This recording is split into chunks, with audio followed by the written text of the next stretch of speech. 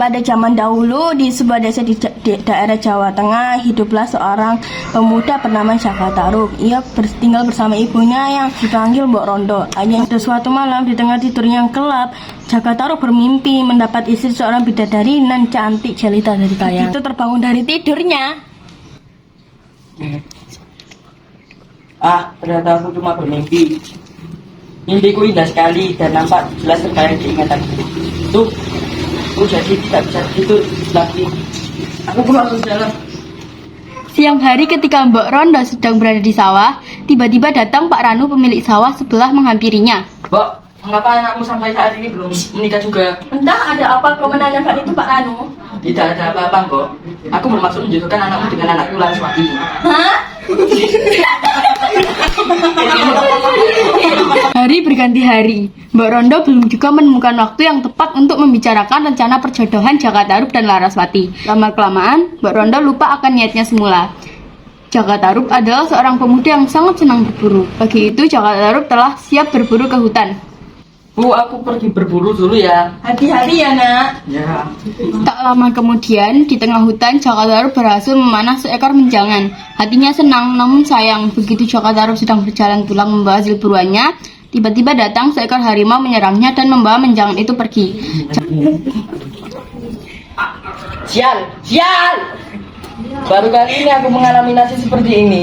Hewan buruan sudah ditangani, malah dimangsa hewan buas. Nasib sial belum mau meninggalkan Jaka Tarub. Setelah berjalan dan menunggu beberapa kali, Sedangkan matahari makin meninggi, aku lapar sekali, sebaiknya aku pulang saja. Jaka Tarub tertendung memandang rumahnya yang sudah nampak dari kejauhan. Jaka Tarub mulai tidak enak hati, lah segera berlari menuju rumahnya. Bintang turun. Mati kita mati. Apa ini? Kan itu saya mati. Karena ibu ini sedang mati ya. Langsung ibu. Ibu! Nangis. Mata Jaka Tarub langsung tertuju pada sesosok tubuh yang terbujur kaku di ruang tengah. Beberapa detik kemudian, Jaka Tarub menyadari kalau ibunya telah meninggal. Jaka Tarub tak sanggup menahan air mata. Inilah bukti atas firasat buruk yang dirasakan sejak pagi. Akhirnya, Jaka Tarub juga menyesal belum memenuhi keinginan ibunya. Lihat ia berumah tangga dan menimang cucu. Dari tadi pagi aku menunggu hewan buruan, tapi tidak ada satupun hewan buruan yang kudapat. Duh, aku haus sekali. Baiklah, aku coba cari air. Aku seperti mendengar suara gadis-gadis sedang bersenda ke gurau.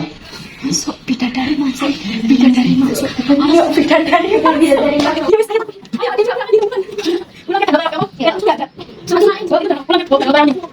Wow, di tengah yang ini, ada sini.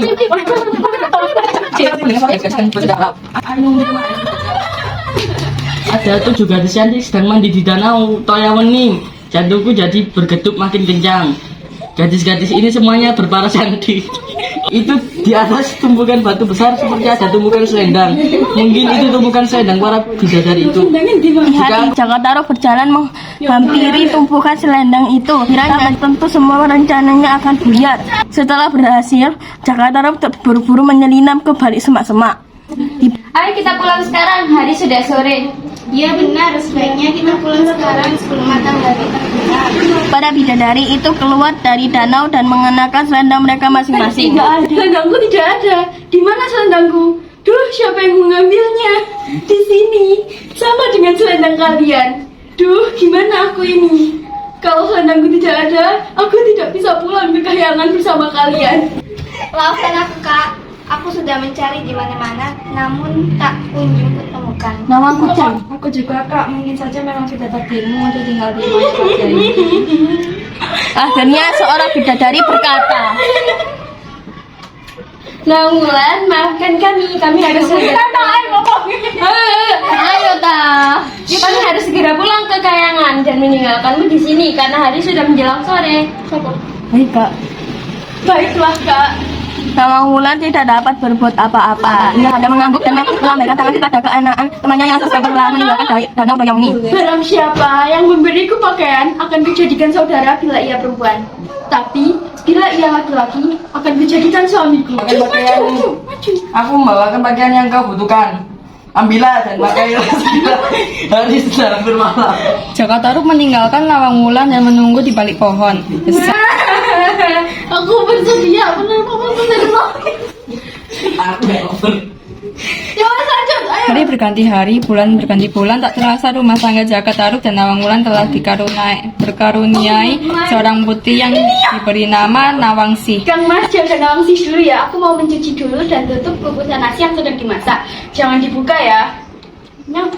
Oh ya, tadi masak nasi, kayaknya sudah lama masak nasinya. Tunggu sebentar ya anak. Bapak lihat dulu nasinya sudah matang apa belum. Ya Allah, baik nggak ada belum. Tanpa sadar Jaka Tarub membuka kukusan nasi itu. Ia lupa akan pesan Nawang Wulan. Kang Mas. Bilanglah sudah kesaktianku untuk merubah setangkai padi menjadi sepakul nasi. Duh, mulai sekarang aku harus menumbuk padi untuk kita masak. Karena itu kau harus menyediakan lesung untukku. Maafkan aku. Aku menyesal tidak menghiraukan perkataanmu. Ya. Ya, apa mau dikata? Semua sudah terlambat. Mulai hari ini aku harus selalu menunggu padi untuk dimasak. Lihat persediaan padi mereka semakin lama semakin menipis. Bahkan sekarang padi itu sudah tinggal tersisa di dasar lumbung. Ketika sedang menarik batang-batang padi yang tersisa sedikit itu, Nawang Wulan merasa tangannya memegang sesuatu yang lembut. Hah? Ini kan selendangku yang selama ini, selama ini hilang. Kenapa bisa ada di sini? Wah, ini pasti perbuatan Jaka Tarub. Jadi, yang mengambil selendangku selama ini adalah Jaka Tarub. Jaka Tarub penipuku. Selama sekali aku tidak menyangka, ternyata yang tega mencuri selendangku adalah Jaka Tarub. Aku ingin segera apa itu? Aku ingin segera pulang ke Kahyangan. Aku rindu dengan saudara-saudaraku di Kahyangan. Mari. Wulan, di mana kau? Hari sudah menjelang malam, tapi tak kutemukan Nawang Wulan dan Nawangsi. Di mana mereka ya? Sekali memakai baju bidadari dan selendangmu itu. Aku sama sekali tidak menyangka kalau Nawang Wulan berhasil menemukan kembali selendang bidadarinya. Berarti rahasia yang kusimpan selama ini telah terbongkar. Kenapa kau tega melakukan ini pada aku, Jaka Tarub? Maafkan aku Nawang Wulan. Aku menyesal Nawang Wulan. Hanya itu kata-kata yang sanggup diucapkan Jaka Tarub. Sekarang kau harus menanggung akibat perbuatanmu, Jaka Tarub. Aku akan kembali ke Kahyangan karena sesungguhnya aku ini seorang bidadari. Tempatku bukan di sini. Kau harus mengasuh Nawangsi sendiri. Mulai saat ini kita bukan suami istri. Dan ini aku serahkan Nawangsi padamu. Terus Anak ayo. kecil itu masih tertidur lelap. Ia tidak sadar bahwa sebentar lagi ibunya akan meninggalkannya sendiri. Betapapun salahmu padaku, Jaka Tarub, Nawangsi tetaplah anakku. Jika ia ingin bertemu denganku suatu saat nanti, bakarlah batang padi, maka aku akan turun menemuinya. Hanya satu syaratnya, kau tidak boleh bersama Nawangsi ketika aku menemuinya. Biarkan ia seorang diri di dekat batang padi yang dibakar. Ya Nawang Wulan, aku akan turuti segala yang kau katakan. Jaka Tarub hanya bisa menahan kesedihannya dengan sangat. Ia sendiri terlihat tegar setelah Jaka Tarub menyatakan kesanggupannya untuk tidak bertemu lagi dengan Nawang Wulan. Yeay! Nyanyi dua-dua.